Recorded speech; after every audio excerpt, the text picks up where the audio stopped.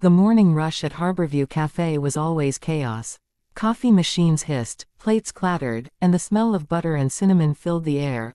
Emily Carter, a young waitress with tired eyes and a kind smile, moved from table to table like a gentle breeze. Her uniform was faded, her sneakers scuffed, but her heart was full of quiet determination. She wasn't working for tips or for herself, she was saving money for her little brother, Liam, who needed surgery to restore partial hearing. Every penny counted. That morning, as she poured coffee for the regulars, the cafe door opened and the entire room fell silent. The billionaire's arrival. A tall man in a tailored navy suit walked in, followed by an older woman with silver hair and graceful hands. Whispers rippled through the cafe. "That's Alexander Blake, the billionaire CEO of Blake Industries. And that must be his mother, Mrs. Evelyn Blake. She's deaf, right?" Everyone suddenly sat straighter, pretending not to stare. The Blakes were royalty in the business world. Alexander was known for his cold professionalism, his sharp tongue, and his refusal to smile. Emily swallowed hard. She had served rude customers before, but none as intimidating as him. She grabbed her notepad and approached the table. "Good morning," she said softly, forcing a smile. "Welcome to Harborview Cafe. What can I get you today, Mrs. Blake?" Looked up at her son with a questioning expression, her hands moving gracefully in the air. Emily recognized it instantly. American Sign Language. She froze, stunned.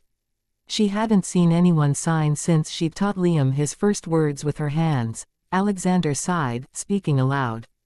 "My mother is deaf. Please be patient, she'll write her order down." Emily shook her head gently and smiled at Mrs. Blake. Then, to everyone's astonishment, she lifted her hands and began to sign. "Good morning, ma'am. My name is Emily. It's an honor to meet you." The cafe went silent again. Forks stopped clinking. Even the coffee machine seemed to hush. Mrs. Blake's eyes widened and then filled with tears. "A connection beyond words. You know sign language?" Mrs. Blake signed with trembling hands. Emily smiled. "Yes, ma'am. My little brother was born deaf. I learned so we could talk." Mrs. Blake beamed. "That's wonderful, dear. You sign beautifully." Alexander blinked, utterly thrown off.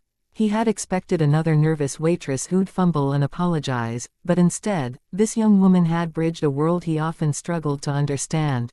For the first time in years, he watched his mother laugh freely in public. Emily took their orders entirely in sign language, talking to Mrs. Blake with warmth and grace, translating for Alexander when needed. By the time she left their table, Mrs.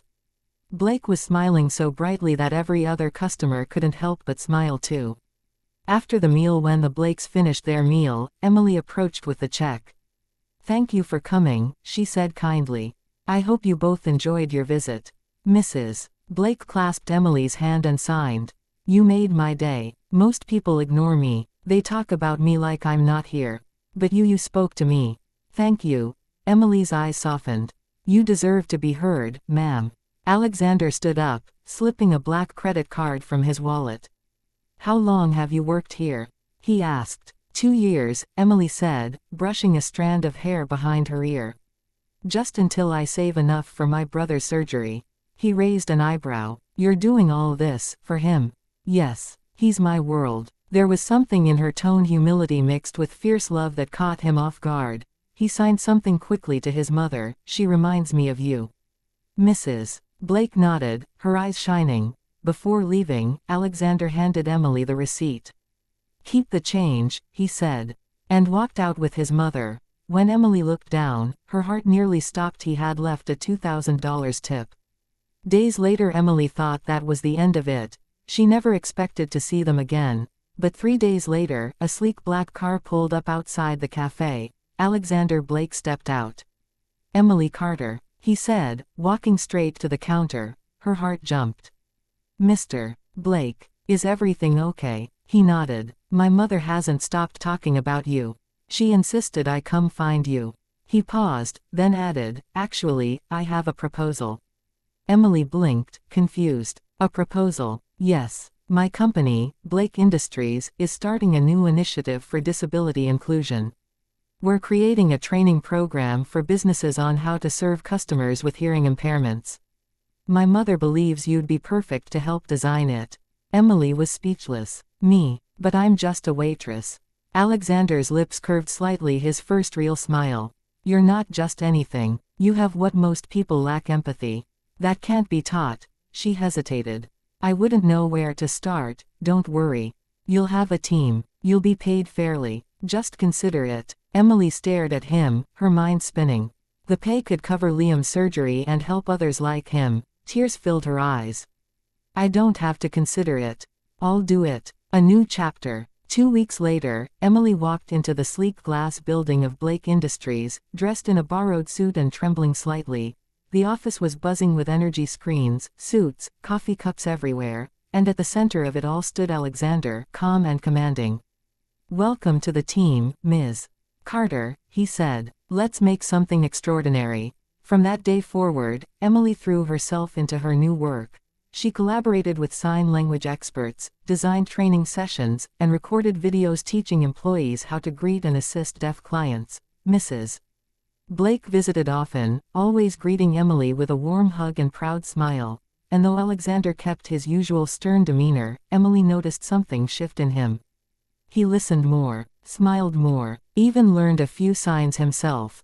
Sometimes she caught him watching her from across the conference room, not in judgment, but in admiration. The gala months later, Blake Industries hosted a charity gala to unveil their new inclusion program. Every major investor and journalist was there. Emily stood backstage, hands trembling, holding the speech she'd written. Alexander approached her, adjusting his nervous. Terrified, she admitted with a laugh. You'll be fine. My mother says you were born to do this. He hesitated, then added quietly, and, so do I. Her cheeks flushed. Thank you, Mr. Blake. Alexander, he corrected gently. When Emily stepped onto the stage, the lights were blinding but the applause was thunderous. She took a deep breath and began. When my brother was born deaf, the world suddenly felt quiet, but not in a peaceful way. It felt lonely. People didn't understand him. So I learned to speak his language, and through that, I learned to listen with my heart. She paused, her voice trembling. Today, thanks to Blake Industries, we're building a world where everyone can be heard no matter how they speak. The audience rose in a standing ovation. Cameras flashed. And as Emily stepped down, Alexander was waiting at the bottom of the stairs, his eyes full of something deeper than admiration: the miracle. A few weeks later, Emily used her earnings to schedule Liam's long-awaited surgery. The day of the operation, she sat in the hospital hallway, praying silently. Hours passed. Finally, the doctor emerged, smiling. The surgery was successful. It'll take time, but your brother should regain partial hearing. Emily burst into tears, hugging him tightly. As she walked outside, she was surprised to see Alexander's black car parked by the curb. He stepped out, holding a small bouquet of daisies. I heard, he said softly. Congratulations. She blinked in surprise. You didn't have to come.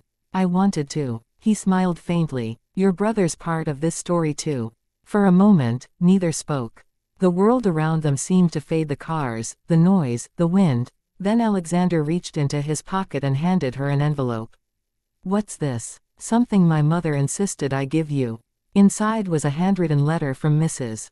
Blake in perfect, elegant handwriting. Dear Emily, you reminded me that silence isn't emptiness. It's just another form of love. Thank you for bringing sound back into my world and soon, into your brother's. Emily's tears fell freely. Please tell her I said thank you. For everything. Alexander smiled softly. Why don't you tell her yourself? She'd love to see you again. A visit to the mansion that weekend, Emily and Liam visited the Blakes' grand estate. Mrs. Blake greeted them with open arms, signing excitedly to Liam, who shyly tried to sign back. Alexander stood nearby, watching the scene with quiet pride. Later, as they all sat in the garden, Emily turned to him. I still don't understand why you helped me, she said. He looked at her for a long moment. Because you helped my mother in a way I never could. You gave her something I didn't know how to give: connection. You didn't see her as different. You saw her as human. His voice softened. And maybe, you helped me see people again, too. Emily smiled. You're not as cold as people say, you know. He chuckled. Don't ruin my reputation. They both laughed, and for a brief moment, silence became the most beautiful sound of all. Months later, the Blake Inclusion Initiative became a global success. Hundreds of companies adopted the program, improving accessibility for the deaf and hard of hearing community. Emily was promoted to Director of Community Relations, and her story became an inspiration across the country. She often appeared in interviews with Alexander and Mrs. Blake, always humble, always smiling. But what the world didn't see was how, behind the cameras, Alexander and Emily's connection deepened quietly, naturally. Sometimes they'd walk together after meetings, sharing coffee and laughter. Sometimes they'd just sit in comfortable silence, signing simple words like thank you and home. The silent confession: one evening, as they stood on the balcony overlooking the city lights, Alexander signed something to her slowly, his movements careful but sincere. "You changed my life, Emily." She smiled softly. "And you changed mine." Then he took a deep breath, signing again, "I think I'm falling in love with you."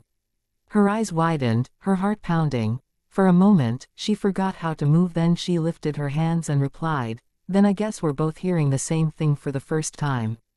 And under the glow of the city, Alexander leaned forward and kissed her gently, a kiss that needed no words, no sound, just the quiet, beautiful language of the heart. Epilogue: a year later, the cafe where it all began hung a framed photo on the wall. It showed Emily and Alexander standing beside Mrs. Blake and Liam at the grand opening of the Blake Carter Foundation for Deaf Empowerment. Underneath the photo, a simple quote was engraved. "Sometimes the loudest voices speak with their hands and the kindest hearts listen without ears." And every time a customer asked who the woman in the photo was, the barista would smile and say, "That's Emily Carter, the waitress who changed a billionaire's world with just her hands."